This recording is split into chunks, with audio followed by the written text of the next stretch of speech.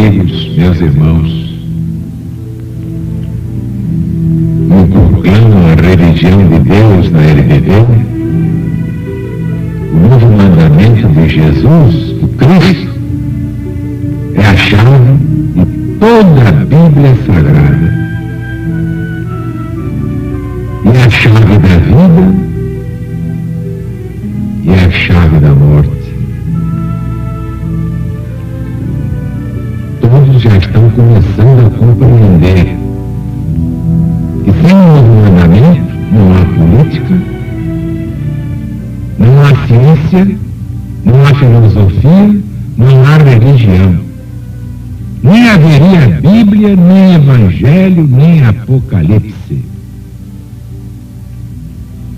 Porque Jesus já está voltando.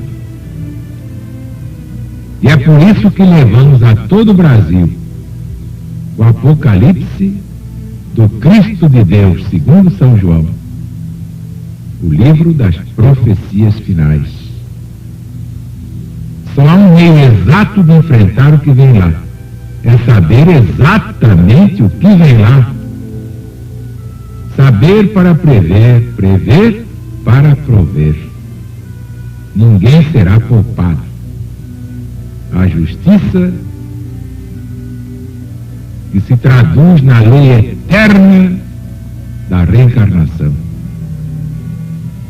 Está chegando a hora dos últimos resgates, das últimas retificações.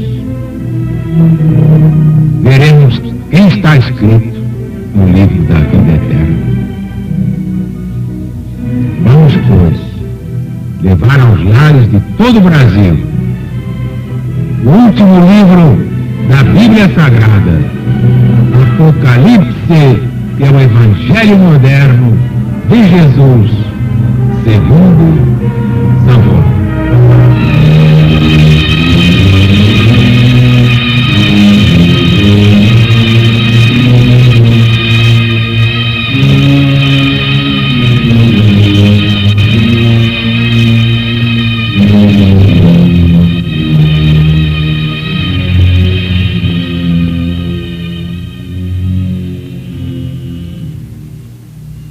Quando ele abriu o quinto selo, vi debaixo do altar as almas daqueles que tinham sido mortos por causa da palavra de Deus e pelo testemunho que tinham dado dele. E clamavam em alta voz, dizendo: até quando, Senhor, santo e verdadeiro, esperas tu para nos fazer justiça e vingar o nosso sangue dos que habitam sobre a terra? E foram dadas a cada um deles umas vestiduras brancas. E foi-lhes dito que repousassem ainda um pouco de tempo, até que se completasse o número dos seus conservos e o de seus irmãos que haviam de padecer, como também eles, a morte. E olhei, quando ele abriu o sexto selo. E eis que sobreveio um grande terremoto e se tornou o sol negro como um saco de silício.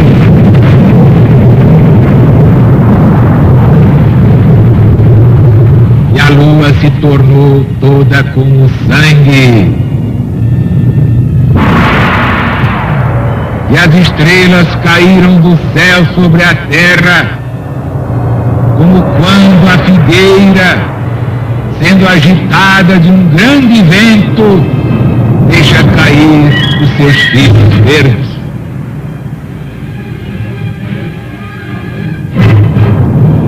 E o céu se recolheu como um livro que se enrola. todos os montes e ilhas se moveram dos seus lugares. E os reis da terra, e os príncipes, e os tribunos, os ricos, os poderosos, todo servo livre, se esconderam nas cavernas e entre os penhascos dos montes. E disseram aos montes e aos rochedos: tombai sobre nós, escondei-nos diante da face daquele que está no trono e da ira do Cordeiro de Deus. Porque chegou o grande dia da justiça divina. Quem poderá sobreviver?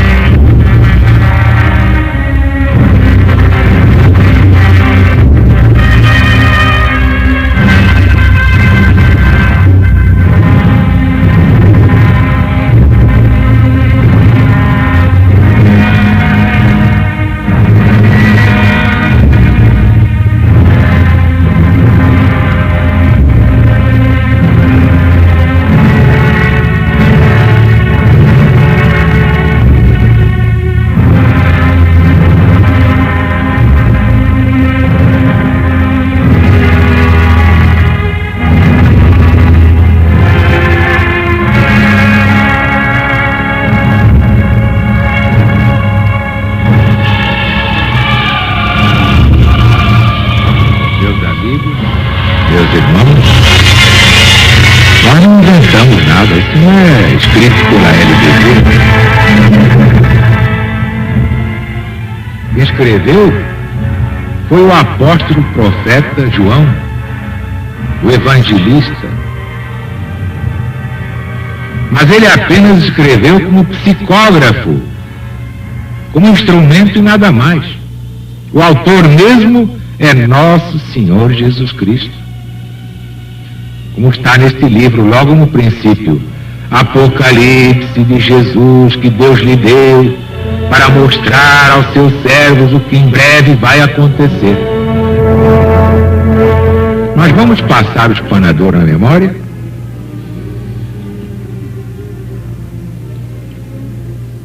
E quando ele abriu o quinto selo,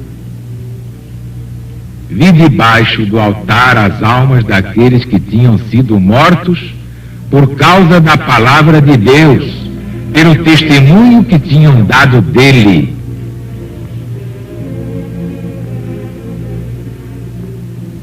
O que é que significa isso? Vi debaixo do altar as almas dos que tinham sido mortos por causa da palavra de Deus. Que altar é este? Exatamente, este altar representa o próprio Jesus, o Cristo, que na condição humana é o altar debaixo do qual as almas dos mártires já vivem no céu. Altar só para Jesus.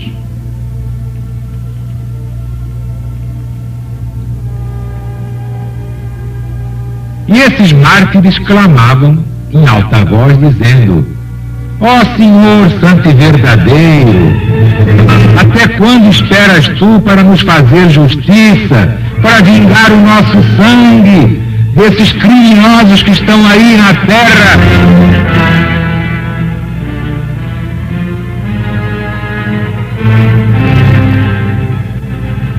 Por que os santos falam assim? Por maldade? Porque são vingativos? Querem a perdição eterna de Herodes, Pilatos, Domiciano, Nero e tantos outros débeis mentais da história humana? Claro que não.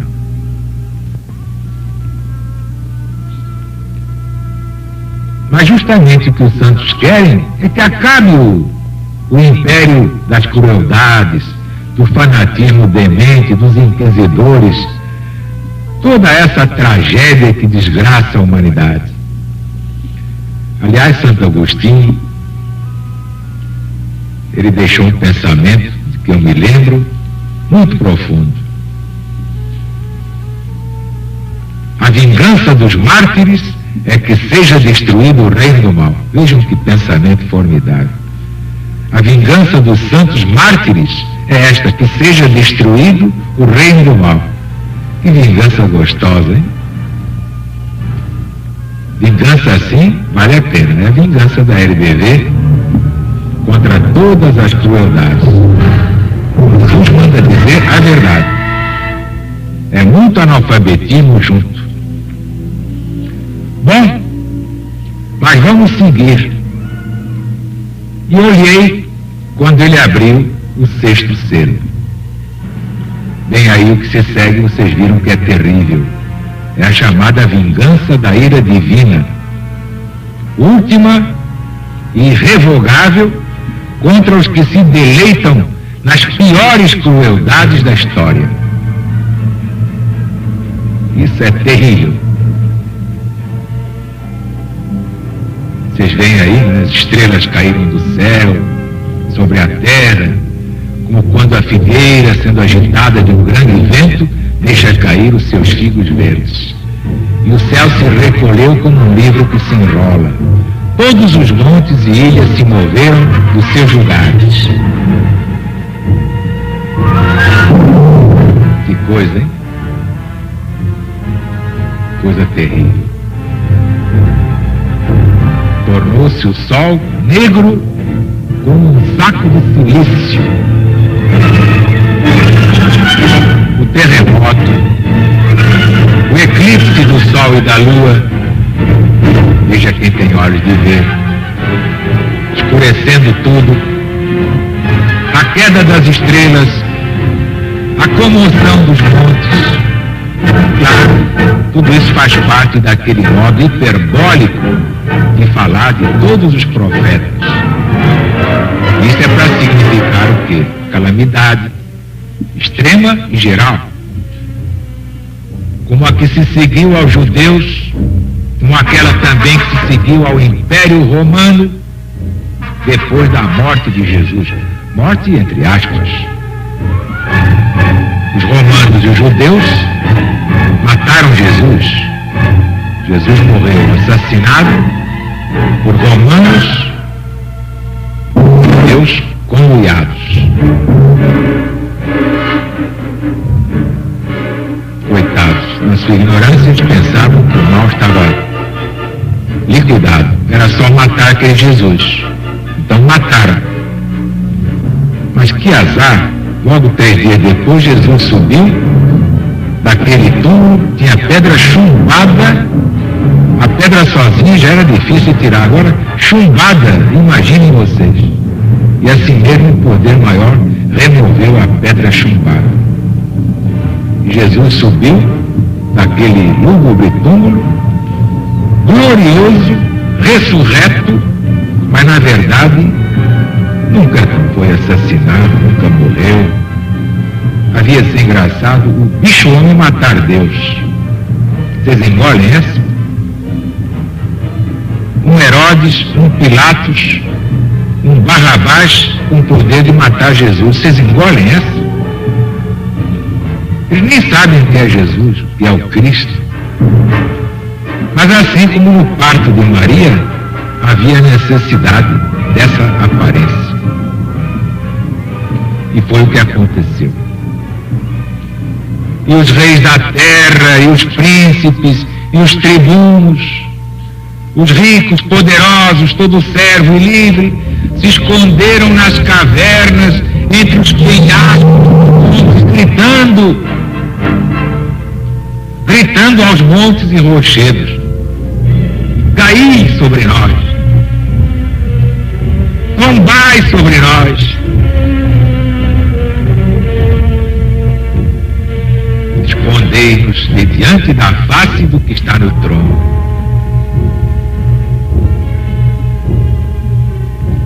E também da ira do Cordeiro de Deus.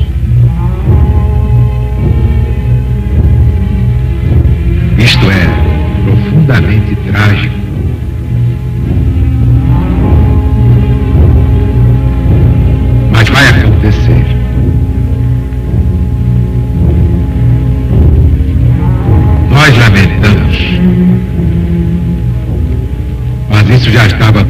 localizado no profeta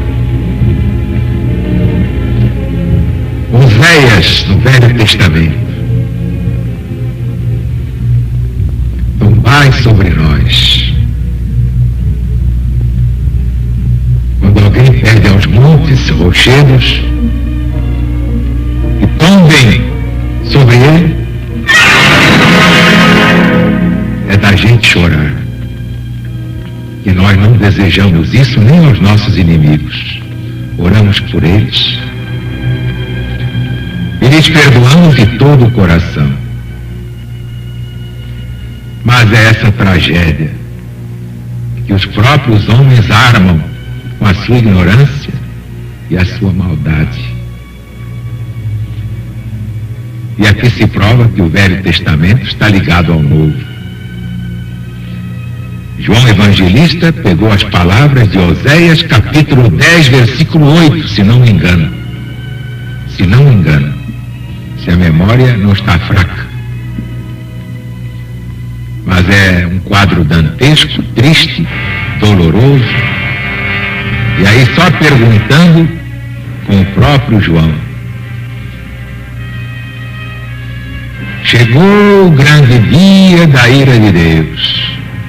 Quem poderá sobreviver?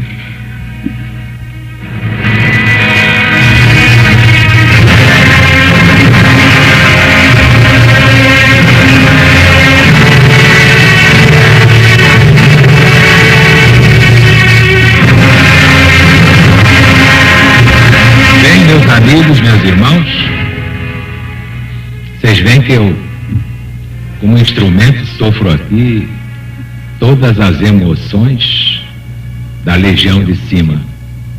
Ela também chora, ela também se comove diante do sofrimento que aguarda 2/3 da humanidade, que serão destruídos pelo fogo e, em consequência do fogo, também pelas águas. E o terço final, a terça parte da humanidade, ainda será provada em castigos horríveis até o final deste ciclo. Quem diz isso não sou eu, é o Apocalipse do Cristo de Deus, com todas estas visões que se repetem ciclicamente. Já lhes disse que o Apocalipse seria um livro morto se não se repetisse ciclicamente, mudando os nomes das regiões e das pessoas que aparecem na primeira volta cíclica, que é dos contemporâneos do médium psicógrafo e vidente de Patmos, chamado João.